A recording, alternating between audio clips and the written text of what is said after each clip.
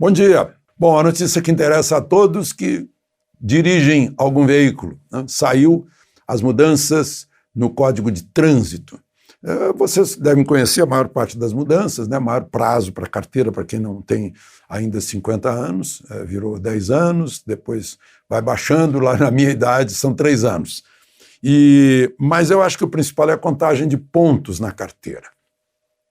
Para os profissionais do volante, essa era a grande reclamação de caminhoneiros, de taxistas, que aumentasse, e dobrou. Foi para 40 pontos, o momento de perder a carteira. Para os outros, ou seja, para nós, em geral, é o seguinte: se você não tiver nenhuma infração gravíssima, ou seja, não tiver passado o sinal fechado, não tiver excesso de velocidade acima de 50%, não tiver na moto sem capacete, não tiver fazendo uma ultrapassagem lá onde a faixa é dupla, então você, se não tiver nenhuma dessas infrações gravíssimas, o número de pontos é 40.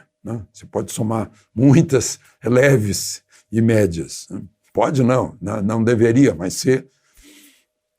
Segundo caso, se tiver uma infração gravíssima, caiu para 30 pontos. E se tiver 2 ou mais infrações gravíssimas, continua 20 pontos. Essa é a principal mudança.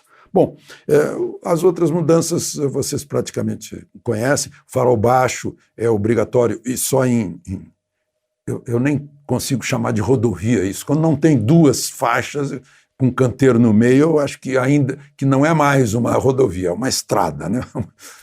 Então, nessa estrada, tem que usar farol baixo, porque no cruzamento a distância é muito pequena, né? E com fumaça de gente que bota fogo na beira da estrada, ou com neblina, ou com chuva, já fica menor a visibilidade, fica mais fácil de ver, inclusive pelo retrovisor. Só para lembrar, né, o farol do carro não é só para o motorista ver, é para o carro ser visto. É meio a meio. É necessário que o carro seja visto pelos outros. E só em neblina, em visibilidade curta, acenda o tal farol auxiliar. Porque ele tem só um facho, ele ofusca os outros. E acende mais um filamento atrás que ofusca quem vem atrás também. Só para lembrar, né? Não tem nada a ver com as mudanças que houve, mas já que estamos falando nisso, para lembrar. Bom, mudando de assunto, eu lamento que professores entrem na justiça pedindo liminar para não abrir escola. É incrível. Escola é o futuro do país. O ensino é o futuro do país. Sem ensino, ninguém é livre. Sem conhecimento, o conhecimento liberta. Veritas liberabit vos. Não é só a verdade que liberta, é o conhecimento que liberta. Alguém com a cabeça própria, pensando, tendo informação, não vai ser escravo de ninguém, de nenhuma ideia, né, que queiram meter na sua cabeça. Você vai ter as suas ideias.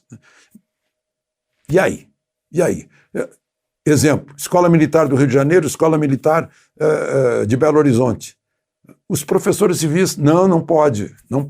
Né? Sindicato, professor militar, vai lá, ele obedece à lei militar. Agora, os professores civis não puderam. Né?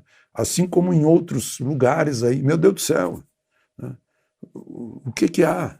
Claro que há os princípios de proteção em relação ao coronavírus, né? Mas em muitos lugares já não há mais. Não há esse perigo. E se é arejado, se há possibilidade de manter distância, né? Se a gente sabe que a juventude praticamente, o coronavírus não se dá bem com a juventude, né? E com os jovens, com as crianças, né? Então, temos que pensar nisso. Por fim, discurso na ONU. É tradição, desde que o nosso Oswaldo Aranha foi o primeiro presidente da ONU, o Brasil é fundador da ONU, e o presidente Bolsonaro usou dessa prerrogativa, fez um discurso, lembrando ao mundo que nós alimentamos 1/6 do mundo, que nós temos capacidade de alimentar o mundo, e com tudo isso a gente só ocupa com a pecuária, na produção de carnes e a produção de de grãos e de comida, né? A pecuária e a agricultura, a gente só ocupa 27% do território, a gente tem 66% do território de florestas preservadas, emitimos só 3% de carbono, né? Temos uma energia limpa de 84%, a média do mundo é 24%. Então, toda essa campanha que estão fazendo por aí, né, é uma campanha que não está baseada em fatos. Ele chegou a lembrar, olha, a floresta úmida amazônica não propaga fogo lá dentro. Né? E agora é interessante que o satélite pega garimpo, né, pega desmatamento, mas não pega o sofrimento de quem está lá dentro, tentando preservar o meio ambiente, né, meio solto lá dentro, como eu vi hoje em depoimentos lá no Supremo. Aliás, falei em garimpo, houve uma ação policial contra garimpeiros, lá no sul do Pará, os garimpeiros reagiram fechando a BR, lá na altura de Redenção, do município de Redenção, e está cheio de caminhoneiro, pelo menos ontem estavam lá se acumulando para poder entregar a riqueza, e não pode, porque estava interrompido. Vamos ver que providências vão ser tomadas por lá. De Brasília, Alexandre Garcia.